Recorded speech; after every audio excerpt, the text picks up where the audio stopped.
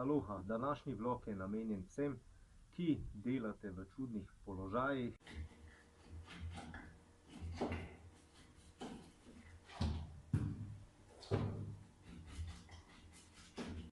In ki dvigujete težka bremena.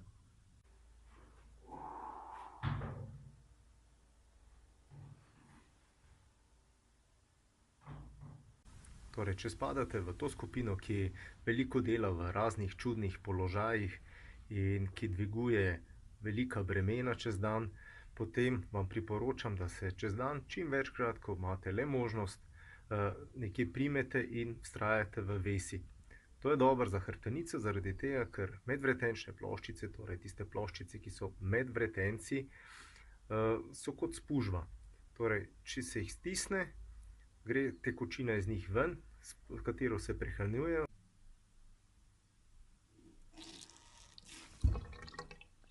Ko se spet sprosti ta pritisk, se vsrkajo tekočino okoli sebe in se na ta način prehranjujejo. Zdaj, če je to cel dan stisnjeno, to seveda ni dobro.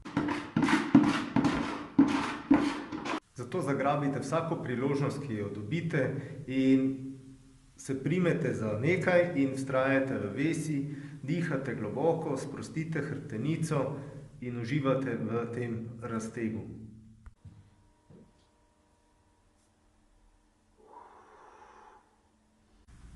Pomembno je, ko prenehate z vesenjem, da je sestop ali pa seskok mehek. Torej, drugače niste nič pametnega naredili.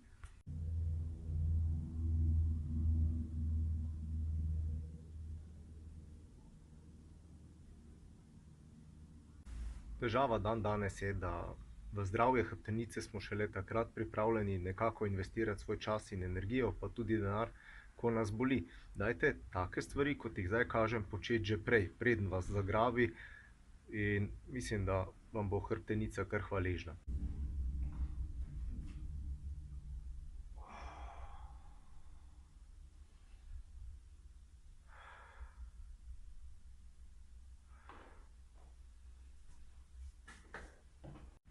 Sem Robert Lisac, profesor športne vzgoje, trener borilnih veščin.